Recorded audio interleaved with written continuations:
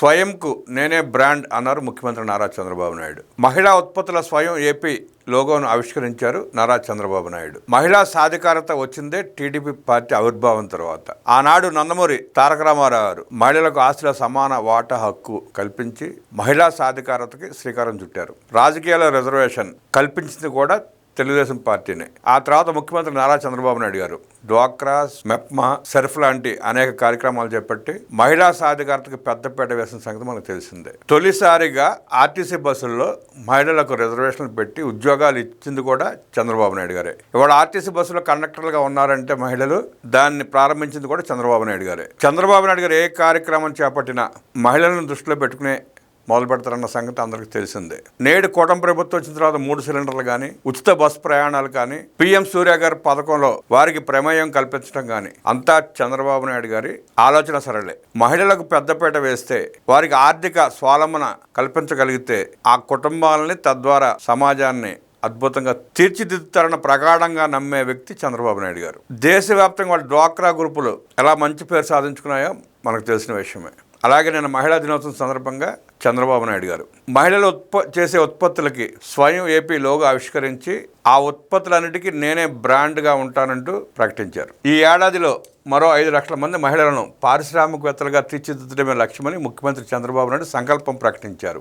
నిరుడు చెప్పినట్టే ఏడాదిలో 1 లక్ష మంది మహిళలను పారిశ్రామికవేత్తలుగా తీర్చిదిద్దామని, వచ్చే ఏడాదికి దేశంలో 6 లక్షల మంది మహిళలు పారిశ్రామికవేత్తలుగా ఉన్న రాష్ట్రం ఏపీనే అవుతుందని ఆశాభావం వ్యక్తం చేశారు. ప్రతి ఇంటి నుంచి ఒక ఎంఎస్ఎంఈ ఉండాలని, అందులో 50% మహిళలే ఉండాలనేది తన ఆకాంక్షగా వివరించారు. అమరావతిలోని పరేడ్ గ్రౌండ్లో ఆదివారం రాష్ట్ర ప్రభుత్వం నిర్వహించిన అంతర్జాతీయ మహిళా దినోత్సవ వేడుకలో ముఖ్యమంత్రి చంద్రబాబు పాల్గొన్నారు. ముందుగా విద్యార్థినులతో కలిసి ముఖ్యమంత్రి ర్యాంప్ వాక్ చేస్తూ మహిళలకు అభివాదం చేశారు. అనంతరం స్వయం సహాయక సంఘాలు తయారు చేసిన ఉత్పత్తుల విక్రయాలకు సంబంధించి స్వయం ఏపీ లోగోను ఆవిష్కరించారు. 5 ఉప ఎంటర్‌ప్రెన్యూర్లకు వేదికపై సన్మానం చేసి అభినందించారు. 6,80,506 మంది మహిళలకు వివిధ విభాగాల నుంచి సబ్సిడీతో ఇచ్చే 10,100 కోట్ల రూపాయల మెగా చెక్కును అందించారు. అనంతరం కార్యక్రమాన్ని ఉద్దేశించి ముఖ్యమంత్రి ప్రసంగించారు. తెలుగింటి ఆడపడుచులకు, దేశంలోని ప్రతి మహిళకు మహిళా దినోత్సవ శుభాకాంక్షలు తెలియజేస్తున్న, కష్టానికి, ప్రేమకు, త్యాగానికి ప్రతిరూపం మహిళలు. స్త్రీలను ఆరాధించి పూజించిన చోట సంపదకు లోటు ఉండదు.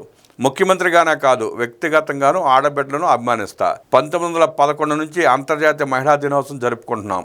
ఈసారి హక్కులు, న్యాయం, చర్యలు అనే కొత్త థీమ్ను ప్రవేశపెట్టారు. మహిళా హక్కులు కాపాడటం, చట్టపరంగా న్యాయం చేయడం, వారి ఉన్నతికి చర్యలు తీసుకోవడం, ఉన్నత స్థానాలకు తీసుకెళ్లేలా థీమ్ను తీసుకున్నాం. మంత్రివర్గంలో 3 మహిళా మంత్రులు సమర్థవంతంగా పనిచేస్తున్నారు. దేశ అధ్యక్షురాలిగా ఒక గిరిజన మహిళ ఉన్నారు. దేశ ఆర్థిక మంత్రి కూడా మన ఆడపడిచే. ఏటా బడ్జెట్ను సమర్థవంతంగా ప్రవేశపెడుతున్నారు. బడ్జెట్ రూపకల్పనకు మారుపేరు మహిళలు. కుటుంబానికి వచ్చిన ఆదాయాన్ని సమర్థవంతంగా వినియోగించే మన మహిళలే నిజమైన ఫైనాన్స్ మినిస్టర్లు. త్వరలో ఏపీ హైకోర్టుకు చీఫ్ జస్టిస్ కూడా మహిళే రాబోతున్నారని సీఎం చంద్రబాబు తెలిపారు. కూటమి ప్రభుత్వం మహిళల అభ్యున్నతిగా పనిచేస్తోంది. 2019-2024 మధ్య రాష్ట్రంలో విధ్వంసం జరిగి తీవ్రంగా నష్టపోయాం. పేదలకు న్యాయం చేయాలి. డ్వాక్రా, మెప్మా సంఘాలకు పూర్వ వైభవం తేవాలని కూటమిగా ఏర్పడ్డాం. మహిళలకు శక్తి సామర్థ్యాలను ఇచ్చిన పార్టీ తెలుగుదేశం. మహిళల పేరు పైన ఇంటి స్థలాలు, రుణాలు, సంక్షేమ పథకాలను ఇస్తున్నాం. మొదటగా ఆడబిడ్డలకు న్యాయం చేసింది ఎన్టీఆర్ఏ. పురుషులతో సమానంగా మహిళలకు ఆస్తిల సమాన హక్కు ఇచ్చారు. విద్యలో మహిళలను ప్రోత్సహించేందుకు పద్మావతి యూనివర్సిటీని ఏర్పాటు చేశారు. స్థానిక సంస్థల్లో మహిళలకు 8% రిజర్వేషన్లు కల్పించారు. దానికి కొనసాగింపుగా కళాశాలల్లో, ఉద్యోగాల్లో 33% రిజర్వేషన్లు అమలు చేశాను. చట్టసభల్లోనూ 33% రిజర్వేషన్లు రానున్నాయి. ఎమ్మెల్యేలు కావాలనుకునే మహిళలు దీనికి సిద్ధంగా ఉండాలి. మహిళకు అన్ని రంగాల్లో అవకాశాలు కల్పించాలనే ఉద్దేశంతో ఉద్యోగాలు, కాలేజీల్లో రిజర్వేషన్లు పెడితే కొందరు వ్యతిరేకించారు. అయినా ఆడబిడ్డలు పైకి రావాలనే ఉద్దేశంతో ముందుకెళ్లాను. మగవాళ్ళ కంటే ఎక్కువ ఆదాయం మహిళలు అర్జిస్తున్నారు. 1997లో ఆడబిడ్డ పుడితే భారమనే రోజుల్లోనే ఆలోచించి ఆడపిల్లల సంరక్షణ పథకం తెచ్చి 5,000 రూపాయలు డిపాజిట్ చేశాం. స్కూల్కి వెళ్లే 8, 9, 10 తరగతి విద్యార్థులకు సైకిళ్లు ఇచ్చి ప్రోత్సహించాలని ముఖ్యమంత్రి గుర్తు చేశారు. డ్వాక్రా, మెప్మా సంఘాలు దేశానికి ఆదర్శంగా నిలిచాయి. గృహహింసపై డ్వాక్రా సంఘాల్లో చర్చ జరగాలి. ప్రతి ఇంట్లో ఆడబిడ్డకు అన్యాయం జరగకుండా చూడాల్సిన బాధ్యత స్వయం సహాయక సంఘాలది. ఎంతమంది బిడ్డలున్నా తల్లికి వందనం కింద 15,000 రూపాయలు ఇచ్చి మహిళలను గౌరవించాం. స్త్రీ శక్తి పథకంతో బస్సులో ఉచిత ప్రయాణ సౌకర్యం కల్పించాం. గతేడాది ఆగస్టు 15 ప్రారంభించిన ఈ పథకం కింద ఇప్పటికీ 50 కోట్ల ఉచిత ప్రయాణాలు మహిళలు చేశారు. దీపం పథకంతో మహిళలకు గ్యాస్ కనెక్షన్లు ఉచితంగా ఇచ్చాం.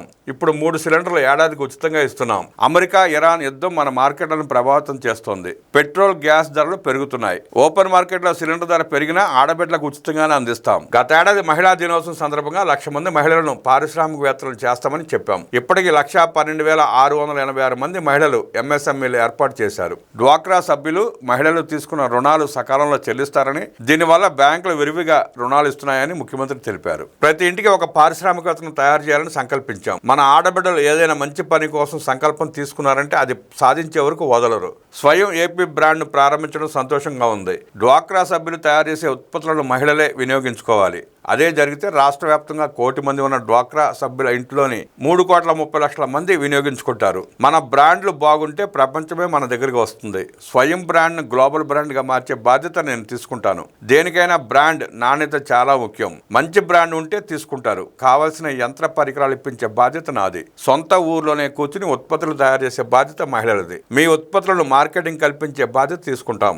డ్వాక్రా మహిళల స్వయం బ్రాండ్లను ప్రమోట్ చేయడానికి నేను బ్రాండ్ అంబాసిడర్గా ఉంటాను. మహిళా పారిశ్రామికవేత్తలుగా నా భార్య, కోడలు సమర్థవంతంగా రాణిస్తున్నారు. హెరిటేజ్ నుంచి వస్తున్న సంపాదనతో నేను, లోకేష్ గౌరవంగా రాజకీయాలు చేస్తున్నాం. వారిలాగే ప్రతి ఇంట్లోని ఆడబిడ్డ పారిశ్రామికవేత్తలుగా ఉండాలనేది నా ఆకాంక్ష.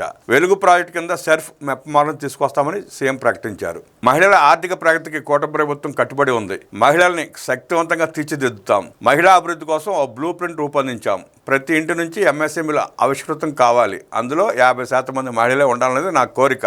మహిళా సంఘాలు ఎంఎస్ఎంఈలు తయారు చేసే ఉత్పత్తులు ప్రపంచ మార్కెట్లకు వెళ్ళాలి. స్వయం సహాయక సంఘాలు తయారు చేసిన స్వయం బ్రాండ్ను ప్రతిష్టాత్మక బ్రాండ్గా తీర్చిదిద్దేలా కార్యాచరణ చేపడతాం. సమాజంలో ఆర్థికంగా వెనకబడి ఉన్న వారందరినీ ఆదుకునేందుకు P4 విధానం తీసుకొచ్చాం. మహిళలు తలుచుకుంటే ఏదైనా సాధించగలరు. గత పాలనలో రాష్ట్రమంతా గంజాయి, బ్లేడ్ బ్యాచ్ను తయారు చేశారు. మహిళలకు రక్షణ కరువైంది. ఎవరైనా మహిళల జోలికి వస్తే అదే వారికి చివరి రోజు అవుతుంది. గంజాయి బ్యాచ్కు మహిళలు బుద్ధి చెప్పాలి. ఆరోగ్య విషయంలో మహిళలు జాగ్రత్తగా ఉండాలి. సర్వైకల్, బ్రెస్ట్ క్యాన్సర్లు వస్తున్నాయి. విరివిగా పరీక్షలు నిర్వహిస్తున్నాం. మహిళలు ఆరోగ్యంగా ఉంటేనే కుటుంబం ఆరోగ్యంగా ఉంటుందని సీఎం అభిప్రాయపడ్డారు. మనది ఉమ్మడి కుటుంబ వ్యవస్థ. మన దేశానికి ఉమ్మడి కుటుంబాలే అతిపెద్ద సంపద.